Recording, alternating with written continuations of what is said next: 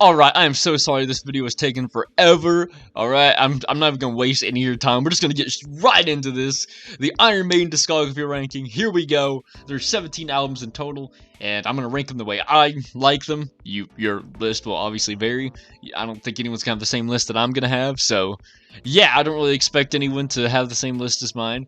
I'm not really gonna spend a lot of time talking about, like, the sounds of the album. Well, there are a few I'm gonna dive into the sounds, but honestly, it's more or less on these. It's just about the track listings, because Iron Maiden really didn't change their sound up too much, and I don't want to waste your time going to like the Iron Maiden like sound for all these when they're pretty much the same. You know, they all have the same like signature sound, and they all have that, like, you know, that Iron Maiden feel to them, you know. There are a few in here though. Oh, whoops, sorry, I hit my mic. But there are a few in here that don't have that, and we'll talk about that. But for the most part, these are just mostly about the track listings, and that's what's taken so much time. It's just trying to decide, you know, what track listings I like the most, and which ones I kind of, you know, and then the ones that I like. I love these. I love this album. You know, it's just this is pretty hard to do. Well, the 80s albums are the hardest thing to rank. The 90s albums were easy to rank, and the 2000s and like the 10s albums, those are relatively easy to rank. So let's dive into this. Coming in at number 17, in my opinion, the worst Iron Maiden discography, not the worst discography, but the worst album in the discography, Virtual XI, or Virtual 11. You know, this album probably has its fans out there, but I sure am not one of them. This album for me, you know what it is for me? This album has so much filler. So much filler, and it's like the laziest songwriting on any Iron Maiden album, if you ask me. Just making the singer say the same things over and over and over and over and over and over and over and over and over and over and over and over and over for 6 to 9 minutes on some of these tracks, and they would actually be really good if they were just cut short, but they're just so long and they're so drawn out. Nothing changes. It's the same guitar playing, maybe they change it a little bit, but the same vocals over and over and over and over. Blaze Bayley's not a bad singer at all, but I don't want to hear any singer just sit there and say the same thing over and over and over and over and over and over and over like that. That's just the most annoying thing ever, and I guess to some people that's catchy, that's how you remember these songs, but I remember these for all the wrong reasons, and I never need to hear this album again. I'd be happy if I never had to hear this album again, because I just don't... Really, the only songs I like off this thing is Lightning Strikes Twice. I think that's a really good song. But other than that... No. The rest of it... I mean, the first track, that's only 3 minutes. That's not that bad. I guess any song on here that's less than 5 minutes, which is only like 2 of them, that's okay. But anything else, no, I don't need to hear this. So yeah, I just see right here, Collector's Guide to Heavy Metal gave this thing a 0 out of 10. Yeah, I mean, they're right. I would give this thing like a 1 out of 10 for one good song. And like I say, you know, if you like this album, that's great. You know, if you love it, that's great. I'm glad you enjoy it. But for me, this is my least favorite one out of like the 17 there are. So that's coming in at number 17. I hate that album. Alright, coming in at number 16, Dance of Death. Now, I know there's some fans out there of this album. I've seen a few of them. And, you know, it's cool if you like this album. I'm glad you do. But for me, I mean, even the album cover art's like... that is the definition of 2000s CGI. Because that thing is not aged too well. And this album turns 20 years old this year, so... Oh, wow. If that'll make you feel old, I don't know what will. But anyways, so yeah, this album, it's kind of the same way with... Well, actually, I feel like the songwriting's not really here either. I feel like the songwriting's kind of eh. The guitar riffs and solos aren't that memorable. There are a few songs I like off this thing. You got Bruce Dickinson. This isn't with Blaze, this is with Bruce. And, you know, he's an amazing singer. But on this album, he don't really sing, like... He sings, you know, his voice sounds amazing as always, but nothing really stands out on this thing from me. I know there's some people who probably love this album a lot. They enjoy a few songs off here, or maybe all of them, you never know. And if you do, that's great. But for me, the only ones I really like are... I like Wildest Dreams, Rainmaker, No More Lies, the title track, it's okay. Gates of Tomorrow, Journeyman, that's about it. I mean... It's not it's I can't say it's not. I think personally I don't think it's terrible, but I do think it's bad, and there's nothing really stands out on this thing. You know, for me the songwriting's not really there. I don't really like the guitar riffs or any of the solos. What else can I say about this? I mean, I can see how people like it. You know, it's not like one of those albums where I'm like, I don't know how anyone can like this. It's terrible. It's awful. You know, I don't really feel that way with this album. But for me, I just think it's one of the weakest ones in the catalog. So that's why it's at number 16. Alright, so number 15. And I'm going to dive into this real quick. So Iron Maiden recently has been doing a lot of epic tracks, and some people love that. They love the epic, you know, the epic tracks of Iron Maiden, and they really, you know, they love them. They love the epic tracks of Iron Maiden. And you're going to notice on this list, I'm not a huge fan of the epic tracks of Iron Maiden. I prefer like the 3 to 5 minute songs. 6 minutes is okay. 3 to 5 minute Iron Maiden songs, you know, not too long. They don't overstay their welcome. I'm not a huge fan of Iron Maiden with the epic tracks. So, if you're a big fan of that, that's great. I'm just not one of them. So for me, coming in at number 15, The Final Frontier. You know, it's not terrible. You know, it's not bad. It's not horrendous. But I'm just not a huge fan of the long tracks, the epic tracks of Iron Maiden. I just personally like the 3 to 5 minute tracks. I don't really like the songs that go over above, like, you know, 6 to 10 minutes. I mean, there's one track on here that's almost 11 minutes, but any track that's between like 6 to 10 minutes, you've got to like really, you know, just like grab me, hook me, you know, get me invested in it, you know? And none of these songs really grab me like that. I love Iron Maiden, don't get me wrong, but none of these songs really like grab me in or like, you know, listen to this epic track, you know? Like, take Stargazer, for example, of Rainbow. You know, Rainbow Rising. You know, that thing like grabs you in, you know? It just like drags you into like this big long song that's like amazing. It's like a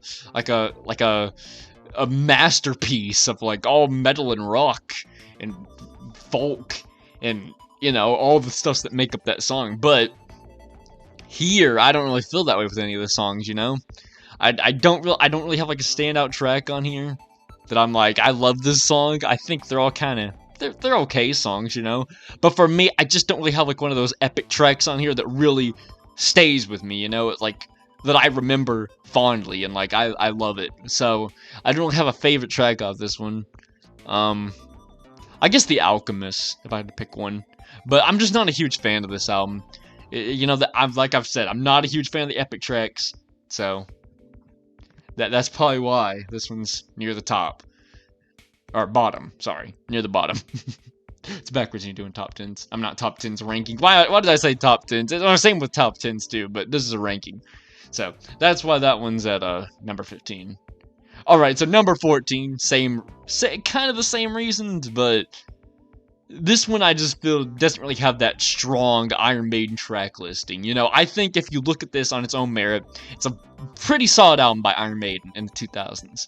And I actually do have some favorite songs off this one, so I like a Different World, These Colors Don't Run, Better Than 1,000 Suns, The Pilgrim, Out of the Shadows, the reincarnations of Benjamin Brigg. I mean, that song's pretty good, you know. Lord of Light, The Legacy. You know, those are pretty good tracks. You know, they're all really solid. They're not bad. They're just pretty solid. Pretty average Iron Maiden album, if you ask me. I don't think it's terrible. I don't think it's bad. I just think it's a very solid album. You know, it's kind of got some epic tracks on here. You know, they are longer tracks.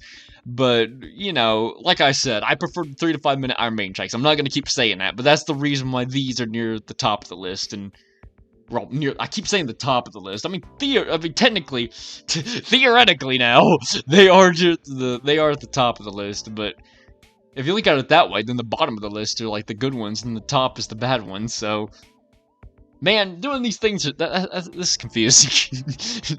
Which way are we going here? I don't know. But that's why this one's at number 14. Sorry, I lost track. Alright, so, you know, pretty solid album.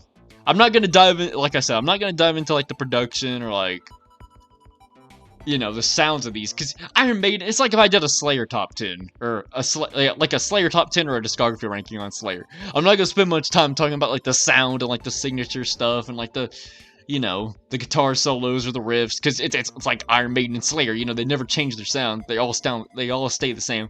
However, there is one that kind of breaks that rule, and we'll get to that later. But for the most part, Iron Maiden has stayed very true to their sound, and that's why I'm not going to dive into their sound on these. I'm not going to waste your time trying to explain, like, oh, the little different variations of the sound right here, you know, because that'd just be taking up your time, so. Alright, coming in at number 13 now, The Book of Souls. Like I said, another epic track one. This thing clocks in at, what time does this thing clock in at? 92 minutes! Yeah, not really a huge fan of that. This was a double album, though. Yeah, this is a double album. They could not fit the contents of this, I guess. Yeah, you can't hold the contents of it. It breaks the limit. So they had to split the discs in half, and they give you 2. So, this is a double album.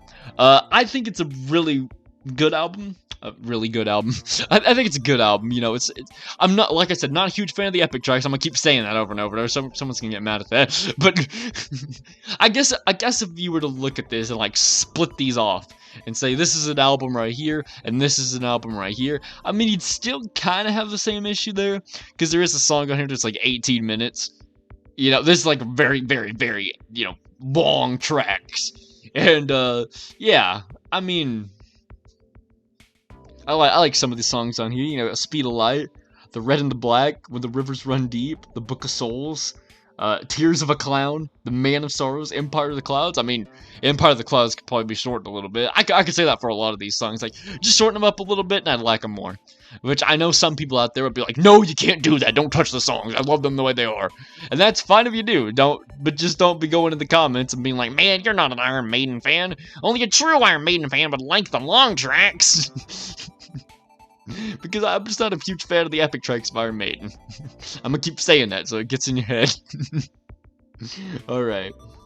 So, coming in at number 12. If I had to pick one that had epic tracks, this one would be my favorite. And it's Senjutsu from 2021. If you ask me, this is the strongest of the epic tracks, in my opinion. It's not my favorite Iron Maiden album, but it's my favorite of the epic tracks, if that makes sense. So you've got the title track, The Writing on the Wall, Lost in the Lost World, Days of Future Past, The Time Machine, Darkest Hour, Death of the Celts, Hell on Earth. You know, all these are really solid tracks, and they're good. They're more than solid, they're good. I like a lot of the tracks on here. And I think out of all the epic things, all the epic albums they've done so far, this one is the strongest in my opinion. I know some people might disagree with that, but for me, this is the strongest one. And man, these dudes are tearing it up, and they're like, how old is Bruce now? Let's see, I am on Wikipedia, let's find out here. We got the information all in front of us. Alright, Bruce is 64 years old, and dang, can he still sing. My mans can really still sing, that's amazing. I mean, I feel like most people, I think that really just depends on the singer. Some singers still keep their voice, some singers unfortunately don't, and it shows. Like, Paul Stanley, I love Paul Stanley as a singer, man, his voice is just blown out now. Like, poor guy can barely sing now. And Vince Neil, love Motley Crue, but Vince Neil can barely sing now. So it really just depends on the singer. Like, Ronnie James Dio never lost his singing voice. Ozzy can sing well, and I think Ozzy sings very well for his age, but they do kind of mess that, well, not mess it up, but they do kind of like play with that in the studio, and they kind of like, you know, use studio equipment to kind of like auto-tune it and like fix it now, which, you know, that's understandable for Ozzy, because, you know, that guy's in his 70s now, and he's still dropping hits, like Patient Number 9, that was a fire album, but, you know, really just depends on the singer. Alright, so, number 11, Brave New World. I love this album. Now we're getting into the albums where I'm actually like, you know, the top ones, I like them, but they're not really my favorites. But now going like 11 and beyond, these are albums I can say, I love these albums, and I play them a lot. So, Brave New World, very, very strong album. Critics seem to agree. Well, Blabbermouth didn't, but, you know, what can you do? But, yeah, very strong album in my opinion. Get the Wicker Man, that's a great opener. Ghosts of the Navigator, Brave New World, that's the title track. Blood Brothers, The Mercenary, Dream of Mirrors, The Fallen Angel, The Nomad, Out of the Silent Planet, The Thin Line Between Love and Hate, all very, very good songs. Got them fire, I keep saying fire, got some very strong guitar riffs, very strong solos, just a very, very great album in my opinion. And this is the Iron Maiden that I love. And I mean, yeah, they still got some longer tracks in here. It is like 66 minutes, almost 67. And I just think this one's just it's more balanced, if that makes sense. You know what I mean? Like it's more balanced. It's more, I guess, thought out in a way. Not that the epic tracks aren't thought out, but I just feel like, I guess this one has a better progression. That's the word I'm looking for. These have better progressions, because a lot of those epic tracks kind of go slow, go slow, go slow, then they start kind of like building up gradually. I think these just have better progression, in my opinion. I might be wrong about that, but hey, that's just my opinion. So, Brave New World, very strong album. Alright, so, number 10, Fear of the Dark. I love Fear of the Dark. I remember when I first listened to this album. It's amazing. I still love it. This is the Iron Maiden that I love. The 90s, I mean, part of the 90s I do, but the 80s stuff is really where I love Iron Maiden. That's like the Iron Maiden that I love. And yeah, that's the Iron Maiden that just made me a fan of Iron Maiden. I mean, the epic tracks, I mean, you know, they're good for what they are. I don't think they're terrible. I don't think it's like the worst thing I've ever heard. But they're just, it's just really hard for me to like, you know, like, it's like almost in a way like I'm spoiled. Like when you've got the 80s albums, you're like, is this better than the 80s albums? No, but are they bad if you just look at them by themselves? No, they're not. So in a way, it's kind of like the 80s albums spoiled me in a way, where it's like I expect this, but obviously Iron Maiden doesn't want to keep, you know, just reusing the same things over and over. No, they want to do something great, and that's amazing. I'm glad bands do, you know, change their ways up. You know, they want to do epic tracks, let them do epic tracks. It's their band. Hey, I'm not an Iron Maiden. You know, I'm not an Iron Maiden. Could I be? No. No, I couldn't. You can't replace Bruce. I know they have replaced Bruce. I know people like Paul Di'Anno too. Paul Di'Anno's a really good singer, by the way. I don't think he gets the love he deserves, but Paul Di'Anno's a really good singer. I just think it's hard for people to think that it's hard for Paul to stack up against Bruce. I get that, but if you look at Paul like individually, that dude is a really good singer. But yeah, I mean, it's hard for like people to say, you know, like Bruce Dickinson is the voice for Iron Maiden. For most people who are Iron Maiden fans would say that, you know, Bruce is the voice of the band. I know you probably could find people out there who are like, Paul is the only singer for Iron Maiden, they just never listen to anything else, which, man, that must be a very sad life, because they missed out on some really good albums. But, yeah. Alright, so back to Fear of the Dark. I love this album. You know, you got Be Quick or Be Dead, From Here to Eternity, Afraid to Shoot Strangers, Fear is the Key, Childhood's End, Wasting Love, The Fugitive, Chains of Misery, The Apparition, hope I said that right, Judas Be My Guide, which is not great life advice, that's terrible life advice, Weekend Warrior, and Fear of the Dark. Now, I know I've really been saying my favorite tracks for some of these. I think for Brave New World, I know I'm doing this out of order, but for Brave New World, not the title track, the opening track would be my favorite off that one. But for this one, I'm gonna go with, which one is my favorite? The Apparition's probably my favorite. I think The Apparition's my favorite track off this album. So this is a very amazing album. This is the Iron Maiden I love, like I said. Like, you know, the tracks where they're like 3 to 5 minutes. There's a 7-minute one in there. Doesn't overstay its welcome, in my opinion. But the 3 to 5 minute tracks, that's where it's at for me in terms of Iron Maiden. So that is why Fear the Dark is at number 10. Alright, so coming in at number 9, No Prayer for the Dying. What an album again. I love these albums right here. You know, I know some people don't really like the, you know, like kind of like those late 80s. Well, this is a 90s album, but you know, they don't really like the first, you know, the 90s albums of Iron Maiden. I love the first part of the 90s albums with Iron Maiden. Now, I think around like the mid 90s is kind of where my love starts going. I don't know. Which we talked about that with Virtual 11 or Virtual XI. Yeah, I just don't really like that album that very much. That one's pretty bad. But, you know, I like this album right here, No Prayer for the Dying. You know, you got Trail Gutter, Holy Smoke. I'm not even going to attempt to sing it because I don't have a good Bruce impression. Now, Dave Mustaine, I could do Dave Mustaine for weeks. but I can't sing Holy Smoke by Iron Maiden, or any Iron Maiden songs for that matter. Give me like a whole year and I might be able to come up with like a Bruce Dickinson impression voice. So yeah, I'll let you know how that goes. But yeah, you got Holy Smoke, the title track, Public Enemy number 1. Fate's Warning, The Assassin, Run Silent, Run Deep, Hooks in You, Bring Your Daughter to the Slaughter. I love that song. Mother Russia, that's a great song. And then there's reissue tracks, which, I don't know how to tell you this, but, I've never heard those songs before. They're cover songs, and, I've never heard them before, so I'm not gonna talk about them.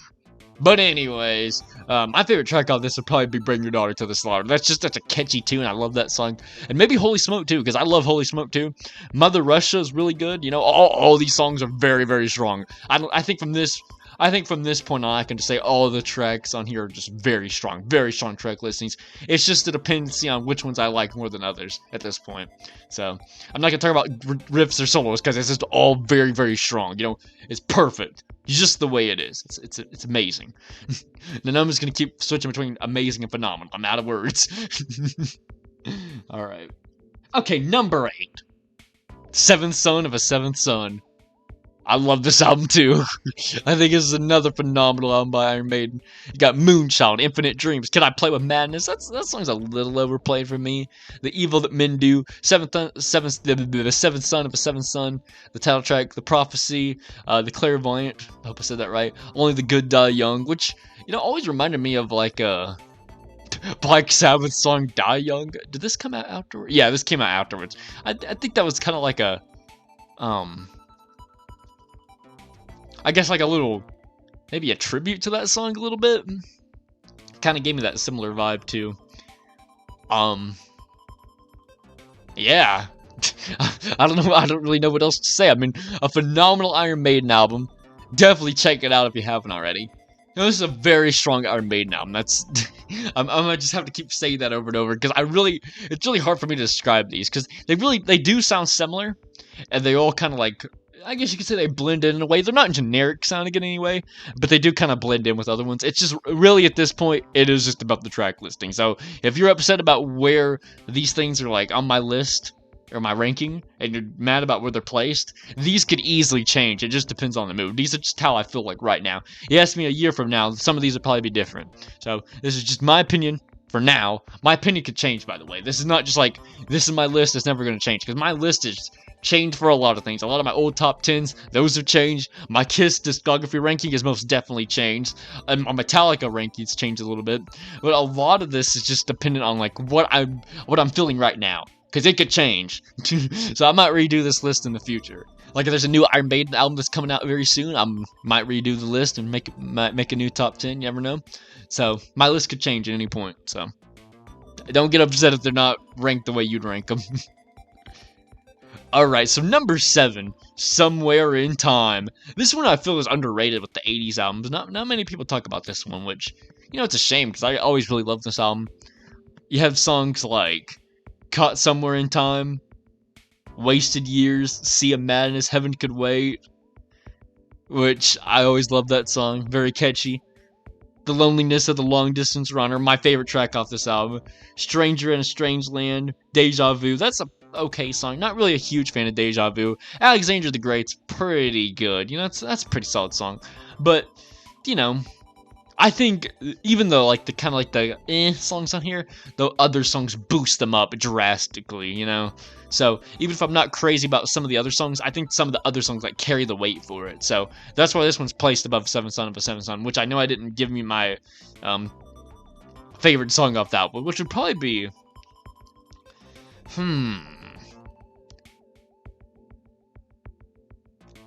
probably the title track. I love that title track for that album. And for this one, my favorite track off this album would be The Loneliness of the Long Distance Runner. That's such an amazing song. I love that song. But yeah, like I said, the weaker songs get boosted up by the stronger songs. So that's why this one's placed above Seventh Son of a Seventh Son and the other albums. Now this next one I might lose a few people, but hear me out now. Alright? Because this album's grown on me a lot since I first listened to it. Number 6, The X Factor. Now, I know there are some fans out there who aren't a big fan of this album, and I totally understand it if you don't like it, if you're not a fan of it. However, I think in terms of, like, Blaze Bayley being a singer, which, honestly, to be fair, I haven't really listened to other things Blaze Bayley's been a part besides Iron Maiden, which I probably will check him out at some point. But, for me, this album is really underrated. I don't really think Iron Maiden fans give this album the love it deserves. I feel like it's overly hated. Not many people like it. I agree. It's darker. This is what I'm talking about. They break the sound rule. This one isn't really traditional Iron Maiden sounding. It's very dark. It's very different. It's not really. It's kind of. I wouldn't really say it's doomy, but I would say it's darker. It's not really as upbeat. I still think it's got some upbeat energy to it, but it's very dark. You know, it's a very slow album. It's not really like up. I mean, it's kind of upbeat in parts, but as a whole, it's kind of got like a slower, progressive type sound to it. At least from what I remember.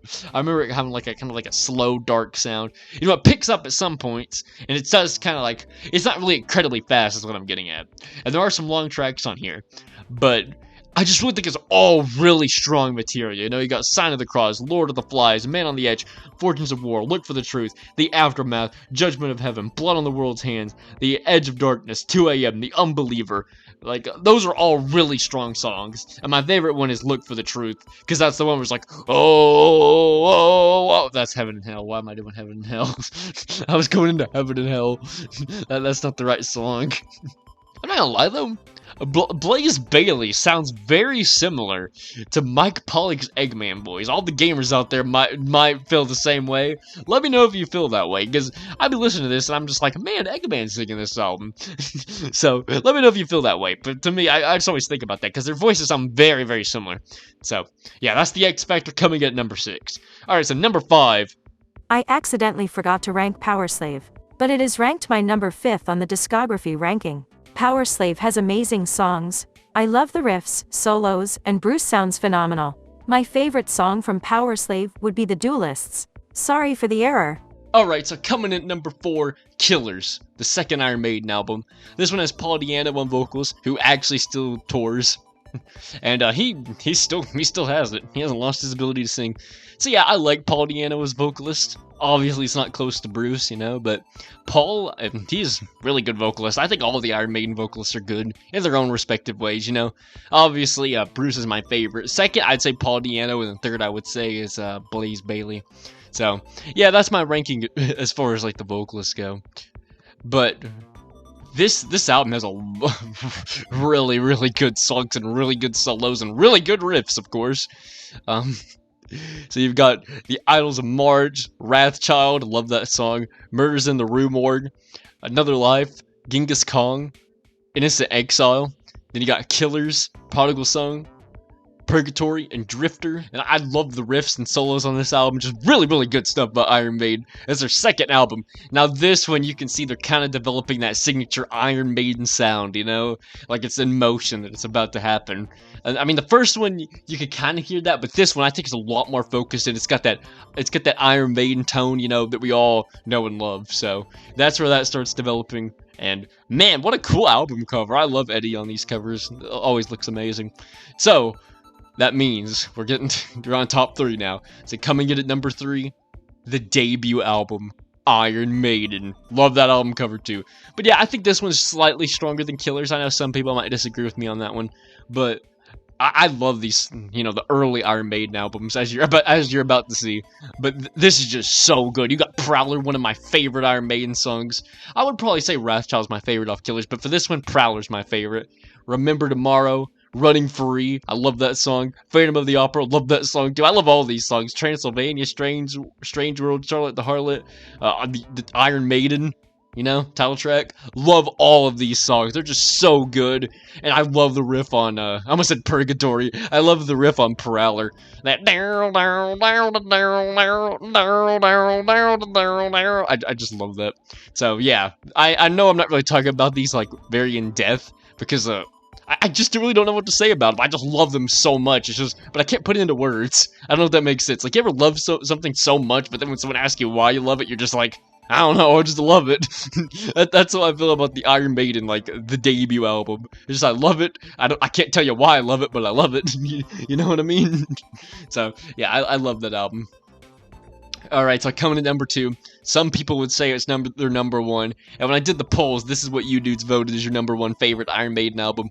The Number of the Beast. Another amazing album cover. I like a lot of the Iron Maiden album covers. I think the only ones that's pretty bad is like the Dance of Death. That one's terrible. But other than that, I mean, they've got some really strong album covers. Even the live covers are cool. But I love the Number of the Beast album. You've got Invaders, Children of the Damned, The Prisoner, 22 Acacia Avenue, The Number of the Beast, Run to the Hills, Gangland, and Hallowed Be Thy Name. I mean, it don't get better than that. Well, it does, but we haven't, we're not there yet. But I mean, it blew my mind whenever I first heard this album, you know? Like, you're the first two, like, you know, that's really good, you know? And then you're like, how do you top that? Then to hear this, and you're like, whoa! You know what I mean? Like, it just blows you away. And this next album we're going to talk about, this one really blows me away. The next album has a very special place in my heart. And this one does too, but there's just something. I know we kind of, I don't want to, like, spend less time on this album, because I do love the Number of the Beast album. But once you whenever someone brings up Iron Maiden, I will forever, ever think of this next album.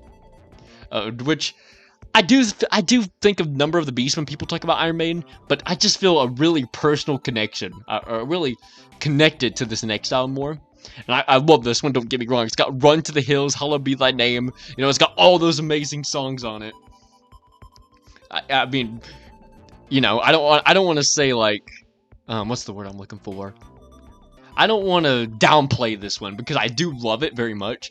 But when we talk about my number one here, which is one of my favorite albums of all time, ever since I first listened to it, Peace of Mind. Because I love the Number of the Beast, like I said, but there's just something so special that there's something, like, very, what is that? I cannot, I'm trying to think right now. I just really connected to this album on a personal level. When I first listened to this, it pretty much made me appreciate Iron Maiden and be one of my favorite bands. For, yeah, top 10 band for me. And we will get to that video. I'm sorry it's taking so long, but my top 10 has changed a little bit. We'll talk about that later. But yeah, this album right here. I mean, you start with Where Eagles Dare, amazing. Revelations, amazing. Flight of Icarus, I mean, that's a phenomenal song. Die With Your Boots On, phenomenal. The Trooper, my favorite Iron Maiden song of all time. I don't know why, there's just something about The Trooper. This whole album, front to back, I could not listen to this thing without just smiling all the way through. Like, I know some people might disagree with me on this, but this is just happy metal to me. This just makes me happy. Every time I hear any of these songs, makes me happy. I don't know what it is about it. It uplifts me. There's just something about this album. I don't know. Like, listen to this album if you're having a bad day. Because I promise you it'll make you feel better. You know? But there's just something about the riffs on this album, the solos on the album. There's just something so powerful about this album that it's just my number one. You know, I don't think there's any weak tracks. I don't think there's any point in this that you could consider poor or bad. It's just front to back, phenomenal. Now, I'm actually not listening to the two covers that you get on the 1995 reissue. I've never heard those before, but I might check them out later. But I can tell you, from song number 1 to song number 9, you are in for a good time. Just a phenomenal song. Phenomenal songs, yes, top to bottom, but more importantly, like well, you could say the same thing about the album. I mean, you have a phenomenal album, phenomenal songs, I mean, same thing pretty much, but, you know, just an amazing album. If you've never listened to Iron Maiden and want to get into them, listen to Peace of Mind and listen to the Number of the Beast. That's how you do it. Because I'm telling you, my top 4, I highly recommend you check out. So yeah, that is my Iron Maiden discography ranking. I know I didn't really dove into the signature Iron Maiden sound, but you know the Iron Maiden sound. You know, if you're watching this video, you know the Iron Maiden sound. I'm not gonna waste your time being like, this is what the Iron Maiden sound is all about. I'm sure you know what Iron Maiden sounds like, you know? Think of the signature sound. You know, bands kind of, I don't want to say still, but they kind of, you can hear an Iron Maiden influence on some bands, but Iron Maiden, they invented that signature sound, you know, that galloping sound, you know what I'm talking about. I know I said, you know, like 15 times in there, but yeah, I love Iron Maiden, you know? I said it again, but yeah, I love Iron Maiden. Such an amazing band. And that's my discography ranking for them. So if you enjoyed this video, make sure to drop a like, subscribe. Sorry it's So I'm so sorry it took so long to get this out. There's just been so many things going on, and I've been busy with school. I've been busy with real life stuff. I've been busy with just a bunch of stuff. So I'm sorry it's taking forever to get like an actual discography ranking out. But my top 10 bands should be out very soon. I don't even want to give a date because every time I've given a date, it's been totally wrong. But my top 10 bands will be out shortly, or very soon, I should say. So look for that. And then after top 10 bands. When the Tony Martin reissues come out for Black Sabbath, I'll do a Black Sabbath discography ranking, and then after my top 10 bands, I'll do a Dio discography ranking, and then, let me see, what else could I do? Oh, right, the Metallica. When the new Metallica album drops, I'll do like a new top 10 and the new discography ranking for them as well. And then eventually I'm going to get around to doing a Megadeth discography ranking, so we'll get to all that very, very soon. Take care, stay safe, and listen to Iron Maiden.